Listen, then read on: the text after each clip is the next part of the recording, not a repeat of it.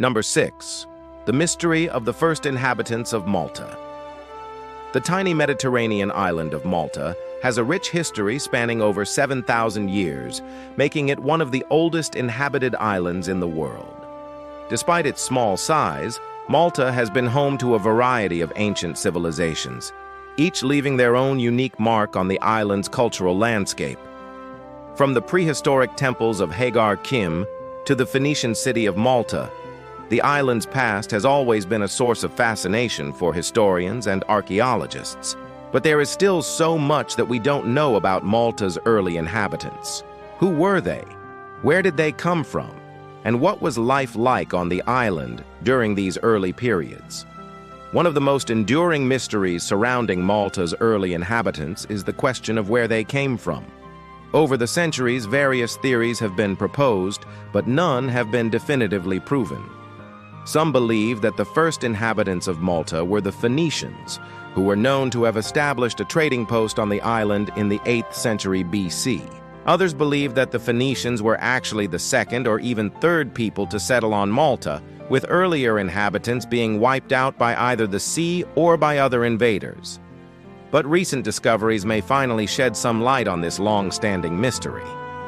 In 2023, archaeologists made an incredible find in the Latnija cave on the outskirts of Zurich. This cave was already known to contain some of the earliest human remains ever found on the island, dating back to around 5,100 years ago. But the recent excavation uncovered even more artifacts, including animal bones, stone tools, and pottery fragments, all of which provide clues to the lives of Malta's first inhabitants.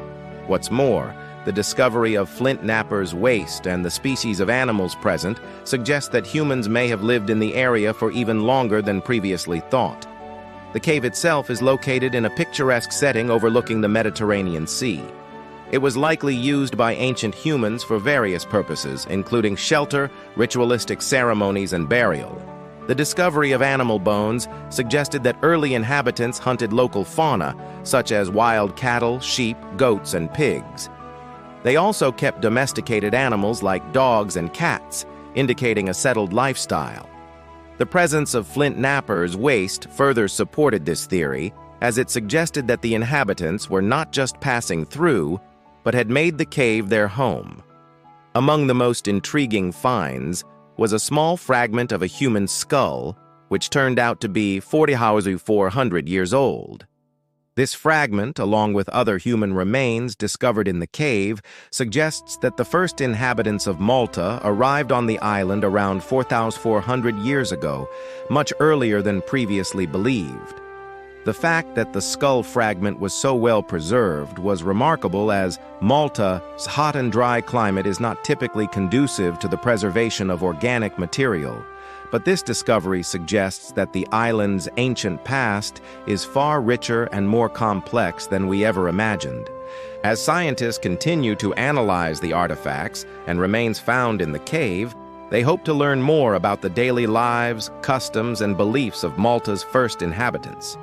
By piecing together the clues left behind by these ancient people, we can gain a deeper understanding of how human civilization developed in the Mediterranean region and the role that Malta played in this process.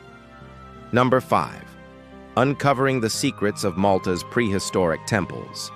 The prehistoric temples of Malta are a testament to the ingenuity and creativity of the island's first inhabitants. These structures, which include sites like Hagar Kim, Manajdra, and Ta Hagrat, date back to around 3,600 BC, making them some of the oldest standing buildings in the world. The temples are truly remarkable feats of engineering and architecture, considering that they were built thousands of years before the pyramids of Giza were constructed. But there is still much that we don't know about these ancient structures. How were they built? What were they used for? And what happened to them over the centuries? One of the biggest challenges facing archaeologists studying the prehistoric temples is the lack of written records. Since the ancient inhabitants did not leave behind any written documentation, researchers must rely on physical evidence to piece together the history of these sites. This includes not only the remains of the temples themselves, but also artifacts found nearby, such as pottery, tools, and weapons. Another challenge is the fact that the temples have been occupied and reused throughout history. For example, the site of Hagar Kim was initially built as a temple, but it was later used as a burial ground. This makes it difficult to separate the different layers of history and understand the original purpose of the site. Despite these challenges, archaeologists have made significant progress in uncovering the secrets of Malta's prehistoric temples. They have learned that the temples were built by a society that was highly skilled in astronomy and that they played a central role in religious ceremonies and rituals. For example, the temples at Menajdra are aligned with the winter solstice, while those at Hagar Kim face the rising sun at the spring equinox. This suggests that the ancient inhabitants of Malta used the temples as a way to track the movement of the stars and the seasons. Researchers have also discovered that the temples were not just places of worship, but also served as community centers where people gathered for important events and ceremonies.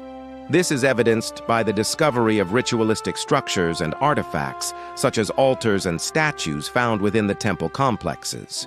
Despite these discoveries, many questions about Malta's prehistoric temples remain unanswered. How did the builders transport the massive stones used to construct the temples? What were the religious beliefs of the ancient inhabitants? And how did the temples eventually fall into disuse? As scientists continue to explore these fascinating sites, they hope to shed more light on these mysteries and deepen our understanding of Malta's ancient past. Number 4. Exploring the depths of Malta's underwater archaeology. While Malta's prehistoric temples and prehistoric cave dwellings are undoubtedly impressive, the island's underwater archaeology is equally fascinating.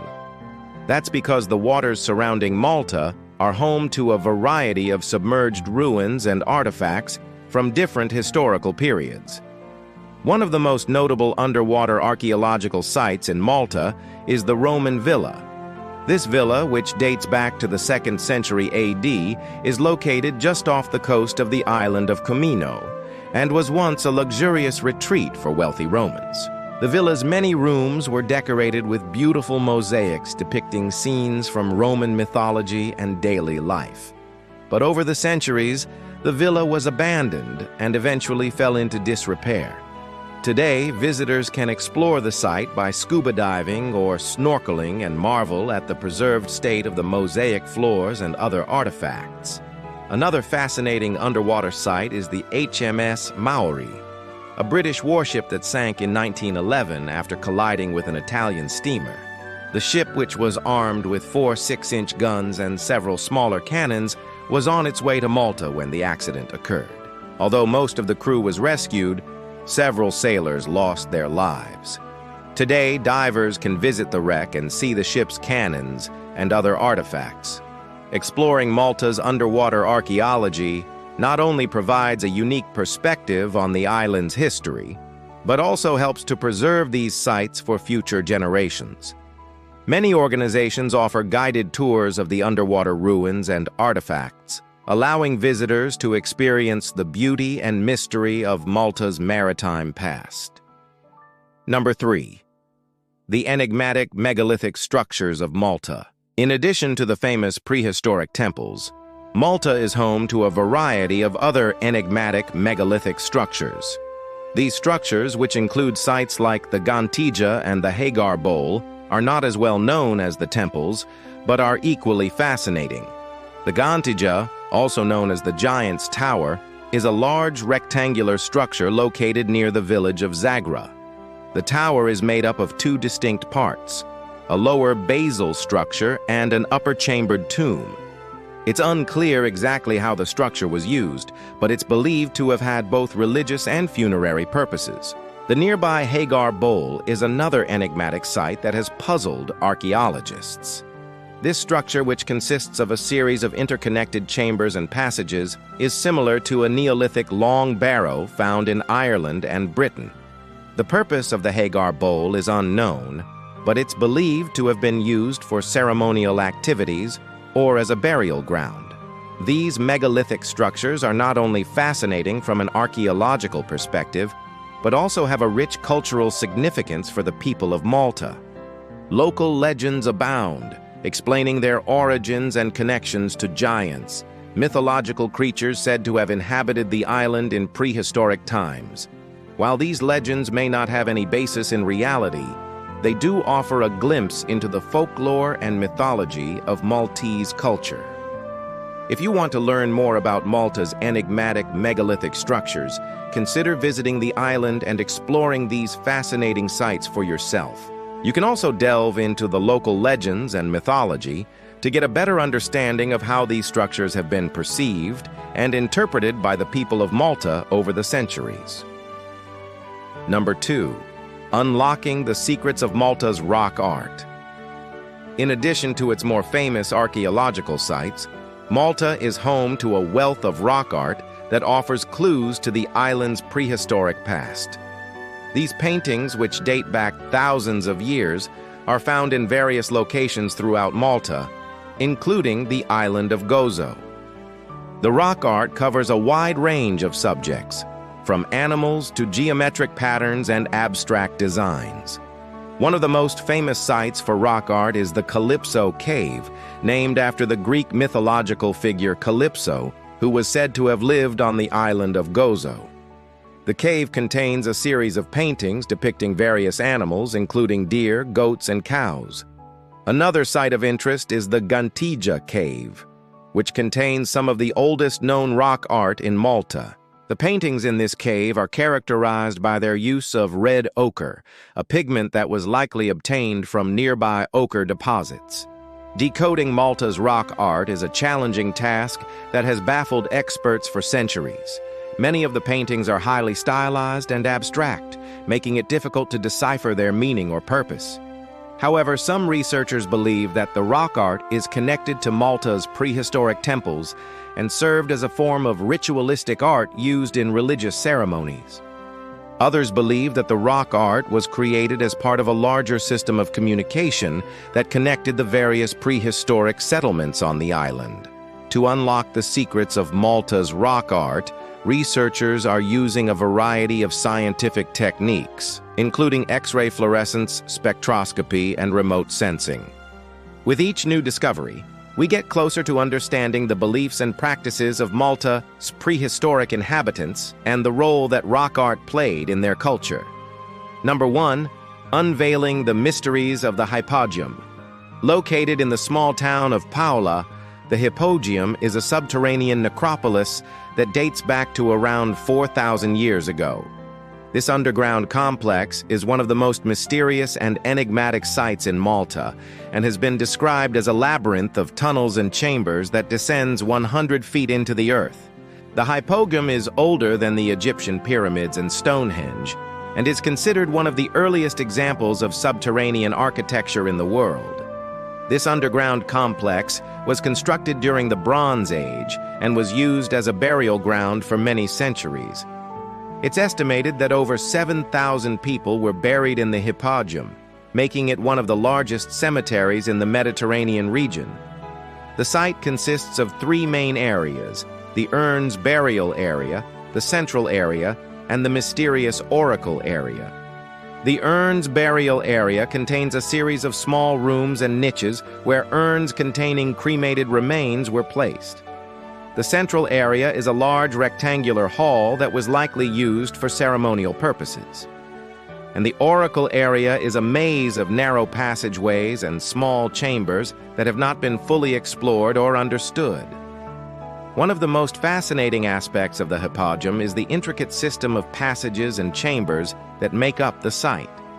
The narrow, winding corridors are barely wide enough for a person to fit through, and the ceilings are so low in some areas that visitors must stoop to avoid hitting their heads. Despite its age, the Hypogeum is remarkably well preserved, thanks to the dry and stable temperature of the subterranean environment. This has allowed archaeologists to study the site's many artifacts, including pottery, jewelry, and tools, without the risk of deterioration. The Hypogeum is a UNESCO World Heritage Site and a popular tourist destination in Malta. Visitors can explore the site's many chambers and passageways and learn about the island's prehistoric past. What do you think about these ancient secrets unearthed in Malta? Do you find these discoveries fascinating, or are you skeptical about their significance? Share your thoughts below and don't forget to subscribe for more updates.